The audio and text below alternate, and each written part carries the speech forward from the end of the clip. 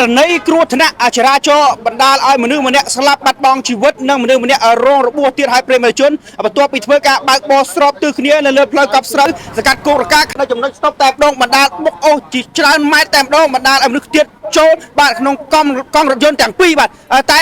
ស្លាប់មួយរស់មួយបាទប្រិយមិត្តជនធ្វើការបត់ចូលក្នុងវត្តស្នៀតម៉ូតូបាទបត់នៅភ្លើងស្តុបក្រហមតាមការបញ្ជាក់ពីអ្នកនៅរស់បាទប្រិយមិត្តជនហើយឡានមកពីក្រោយគឺបុកអូសតែម្ដងបណ្ដាលឲ្យគាត់ស្លាប់បាត់បង់ជីវិតបាទតិចសាកសពជាពីរកំណាត់តែម្ដងប្រិយមិត្តជនដឹងថាជួបមួយបែបណាកិច្ចពីថ្ងៃហើយសពហ្មងបាទហើយចុះតកងរថយន្តបង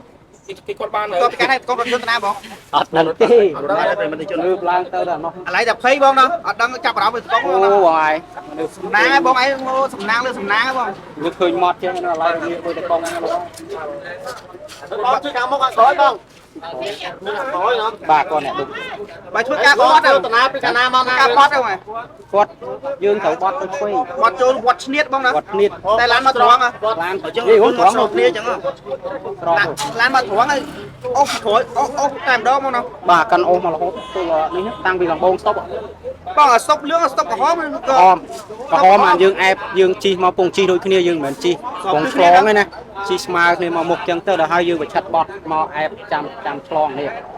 ដល់ពេលចាំឆ្លងទៅចេះដល់ឡានមកវាមកពីក្រោយជាប់មកបណ្ដោយណាពុជទៅអូចាំមិនព្រោះហ្នឹងហើយជាមិនទេបងអ្នកស្គាល់គ្នាស្គាល់គ្នាបាទហើយបងធ្វើតាណាពីមកពីណាទៅកាណាវិញបងស្លាយបាទហើយបងអ្នកបើកឬមួយក៏បងបងអ្នកបើកតែដំបូងបុកម៉ូតូបងពីបុកហើយបើតន់យកអូសតែម្ដងបងទៀតទៅក្រោមរថយន្តណាជាប់មួយគ្នាតែនៅជាមួយនឹងម៉ូតូមកទៀតអូខាងដៃណាលាត់ដោយសារអូដល់ខ្ញុំទៀតមកខ្ញុំមានប៉ះដំដៃថ្លៃបងហើយបាទខ្ញុំអូជាប់មួយថ្លៃមែនទេបងដំដៃសូមគោរពនិងជម្រាបសួរប្រិមិត្តទស្សនិកជនលោកស្រីអ្នកនាងកញ្ញាដែលនិយមរាល់ការផ្សាយអង្គភាពសារព័ត៌មាននេះខ្ញុំគណៈពេកខ្ញុំបាទជុំសុកណារួមទាំងក្រុមការងារក៏មានវត្តមានធ្វើសេចក្តីរាយការណ៍ករណីគ្រោះថ្នាក់ចរាចរណ៍ដ៏រន្ធត់មួយនៅលើផ្លូវកប់ស្រូវបណ្ដាលឲ្យមនុស្សបែកសាកសពតិចតែម្ដងប្រិមិត្តជនបន្ទាប់ពីធ្វើការបត់ឆ្លងផ្លូវត្រូវបានរថយន្តមកធំបានកិនបាទស្លាប់បណ្ដាលឲ្យបាត់បង់ជីវិតម្នាក់និងរងរបួសធ្ងន់ម្នាក់ប្រិមិត្តជនឥឡូវនេះបន្ទាប់ពីកើតហេតុហើយម្ចាស់រថយន្តបានដាក់មេប្រូចបាត់ទៅហើយបាទប្រិមិត្តជនស្ថិតនៅបាទសង្កាត់គោលការណ៍ខណ្ឌពេជ្រនៅរាជធានីភ្នំពេញត្រូវនៅថ្ងៃទី9ខែមិថុនាឆ្នាំ2025ប្រិមិត្តជននៅវេលាម៉ោង2:30នាទីប្រិមិត្តទស្សនិកជននេះគឺជាម៉ូតូត្រៀមសងដែលបើកបរបាទមនុស្ស2នាក់បាទដែលបាន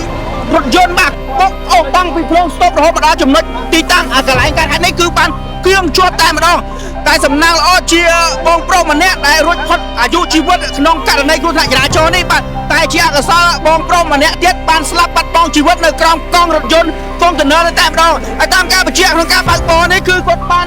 បើកបរបាត់នៅ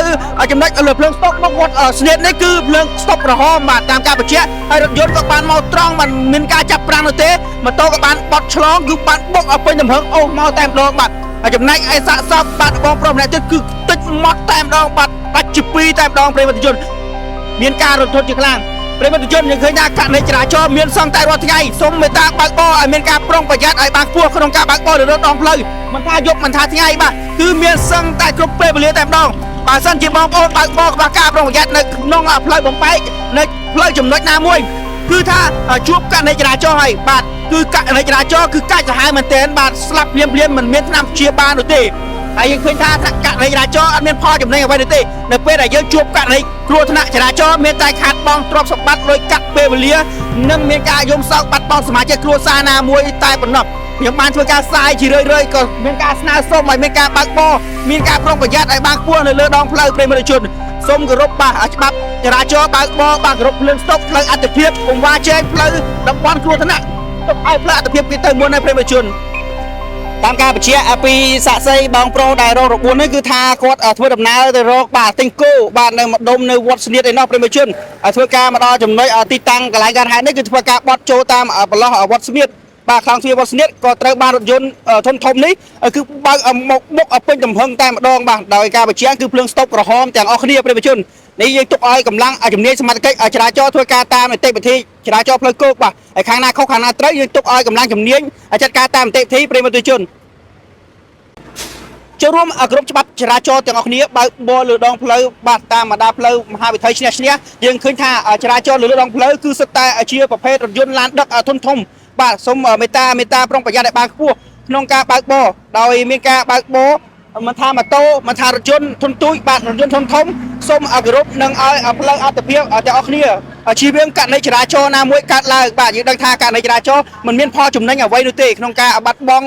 ទ្រព្យសម្បត្តិលុយកាក់និងពេលវេលាអាយុជីវិតតែប៉ុណ្ណោះយើងឃើញថាបន្ទាប់ពីករណីចរាចរណ៍បាទកិនមនុស្សស្លាប់បាត់បង់ជីវិតហើយក៏មានករណីចរាចរណ៍មួយទៀតគឺឡានបុកឡានបាទដោយសារការបើកបរខ្វះការប្រុងប្រយ័ត្នអញ្ចឹងមេត្តាបើកបរឲ្យមានការយោគយល់គ្នាទៅវិញទៅមកបើកបរមេត្តាគ្រប់ច្បាប់ចរាចរណ៍ទាំងអស់គ្នាប្រិមត្តទូរជនអរគុណណាប្រិមត្តជនដែលខំចំណាយពេលដ៏មានតម្លៃតាមដានអង្គភាពសារព័ត៌មានខ្ញុំគណៈពីខ្ញុំបាទជឹមសុកណារួមទាំងក្រុមការងារសូមអរគុណបាទក៏សូមគោរពលា